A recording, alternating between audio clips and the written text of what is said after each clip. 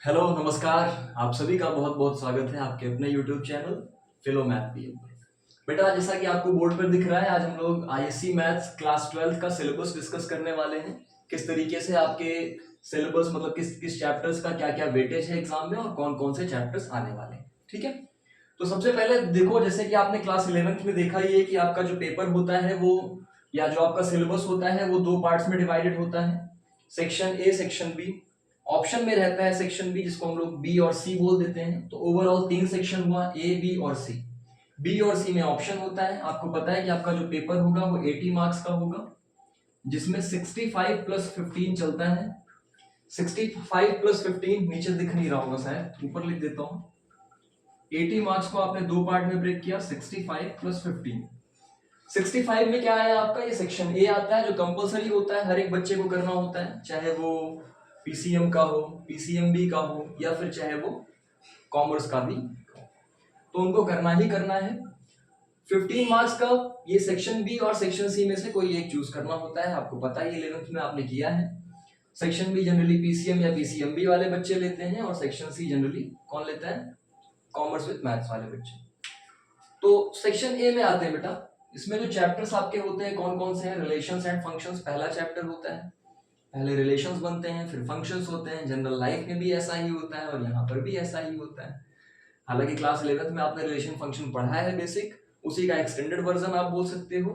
थोड़ा सा और कुछ नए टर्म्स भी आ जाते हैं। तो यहाँ पर पहले रिलेशंस फंक्शंस पढ़ेंगे, फिर इनवर्स ट्रिग्नोमेट्रिक फंक्शन पढ़ेंगे जिसको आईटीएफ बोलते हैं। और इन दोनों को मिला दिया जाए तो लगभग एग्जाम में आपके 10 मार्क्स का क्वेश्चन आता है।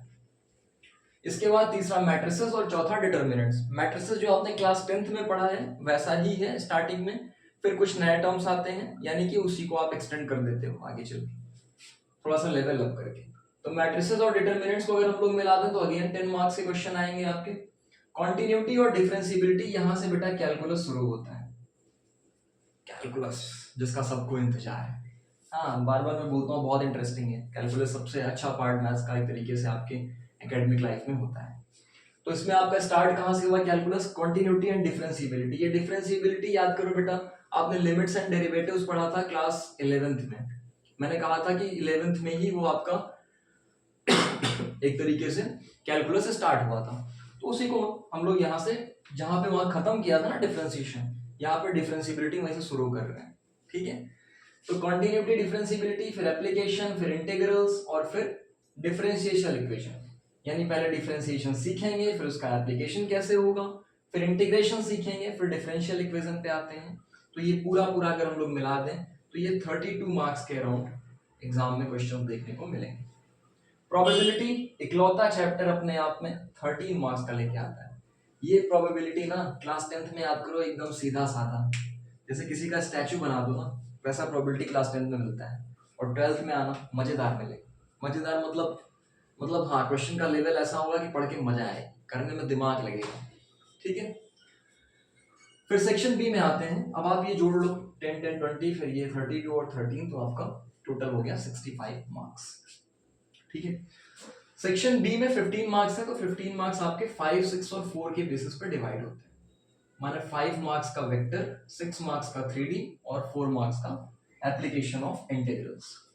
वेक्टर्स फिजिक्स में आपने पढ़ा है, क्लास 11 में पढ़ा है, वैसा ही है, कुछ बहुत खास अलग चीज नहीं है।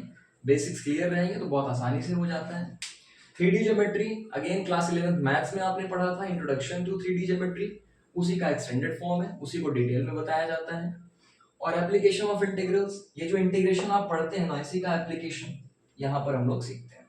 ठीक है, तो ये 15 मार्क्स का। जो कॉमर्स वाले बच्चे हैं उनको ये 3 चैप्टर पढ़ने होते हैं। एप्लीकेशन ऑफ कैलकुलस, जो आपने कैलकुलस पढ़ा उसका एप्लीकेशन कॉमर्स और इकोनॉमिक्स में क्या होता है, कैसे उसको अप्लाई करते हैं। फिर लीनियर रिग्रेशन और लीनियर प्रोग्रामिंग, बहुत ही इजी चैप्टर्स हैं ये दोनों, आसानी से हो जाता है, कोई दिक्कत वाली बात नहीं। तो ये आपका पूरा पूरा सिलेबस है। सबसे पहले इंट्रोडक्शन जरूरी था, तो मैंने आपको इंट्रोड्यूस करा दिया है किस तरीके से चैप्टर्स हैं। अब आप अपनी पढ़ाई को अच्छे से स्टार्ट कर सकते हैं। ठीक है, तो इस वीडियो में इतना ही। थैंक यू सो मच, मिलते हैं आगे अगली क्लासेस के साथ।